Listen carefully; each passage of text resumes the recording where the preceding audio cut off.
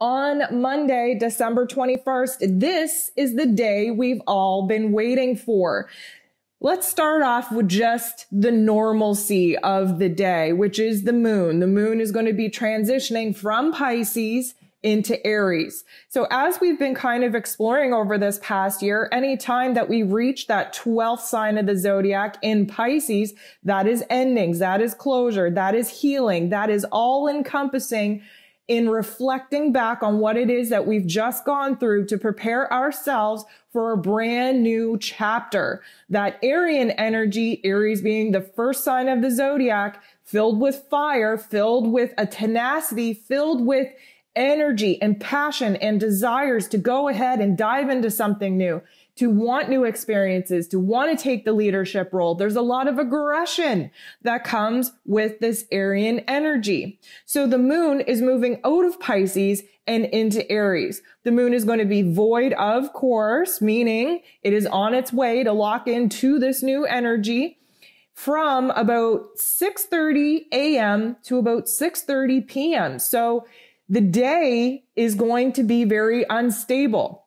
Now, if we were only talking about the moon, we have a lot of energy coming in just from the moon. We are going to be emotionally unstable, intuitively unstable, mentally unstable because the moon is moving from Pisces and not quite into Aries until later on in the evening. What makes things even more intense with just this moon energy is that we're reaching our first quarter. And this kind of means that we reach a crisis point.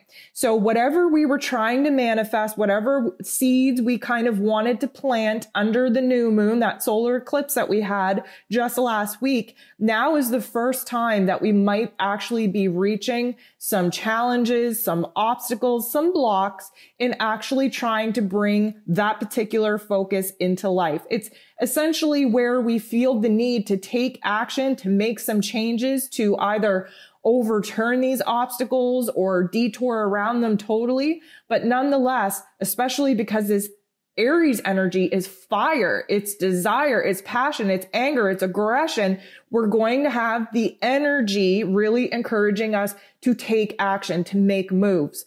I'm going to just put the brakes on that and suggest that you not make any kind of drastic moves or drastic changes.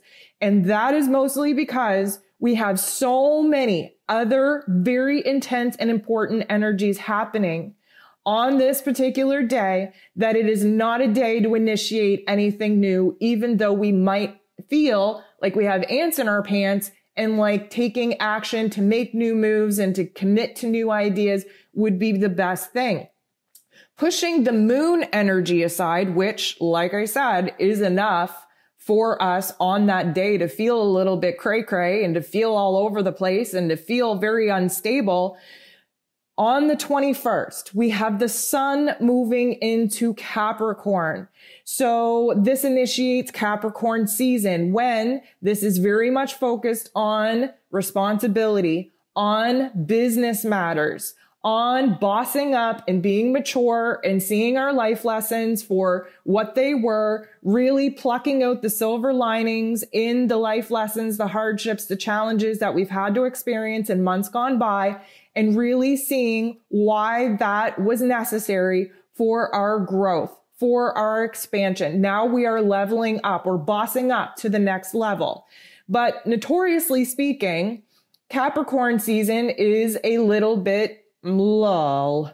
It is heavy. It is an earth energy. We are down to the basic systems and structures and foundations that we definitely need to improve upon now that we have the clarity of why it is that we went through all that we went through, how it is that we've arrived to this particular point in our path, and what it is that we are going to now structurally, logically, and practically plan for to get to our next level of success that we are about to embark on.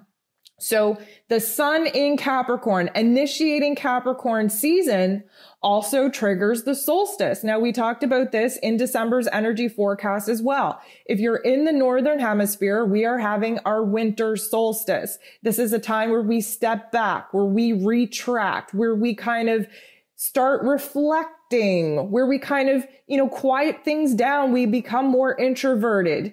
And yes, I know we are in the midst of the holiday season, which is a clash of energies for a lot of reasons. But nonetheless, Capricorn season is about getting back to basics. And here in the Northern Hemisphere, where we are stepping back, where we are retreating, where we are winding things down for the next season, we are very reflective on where it is that we've come from in order to gauge where it is we want to go from here.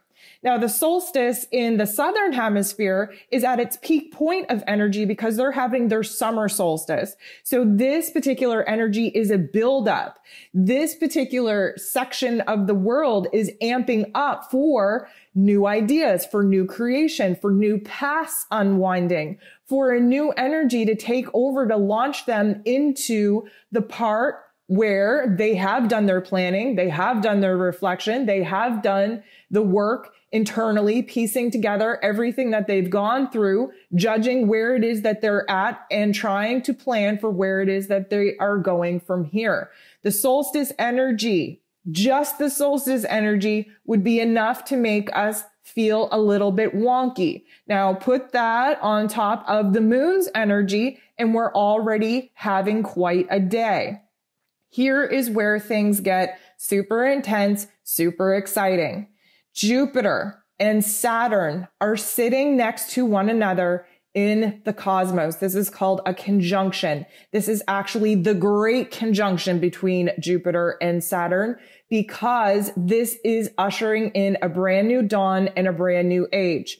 I definitely went more in depth into what Jupiter in Aquarius is all about, what Saturn in Aquarius is all about, and what the great conjunction between the two of them is all about in the December's energy forecast. But very briefly, I just want to cover a couple of areas. First of all, Jupiter spends about a year, so 12 months in a sign. Saturn, you're looking at about 2.5, 3 years in a sign, depending on how many retrogrades Saturn will go through in that particular time.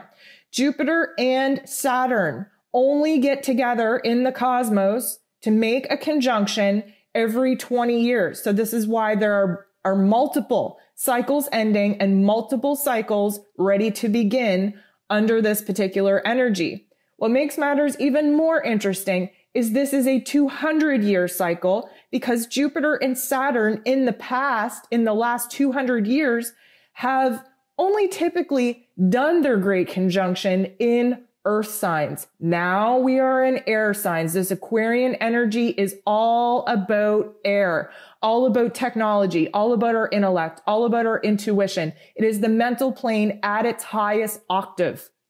So having these two come together is essentially opening the door, opening the portal to the age of Aquarius. This is the new dawn. This is a new paradigm. We are about to enter into a 200-year cycle, a 20-year cycle, a 12-month cycle, and a 2.5 to 3-year cycle of brand new spanking energies that we haven't experienced in this way before.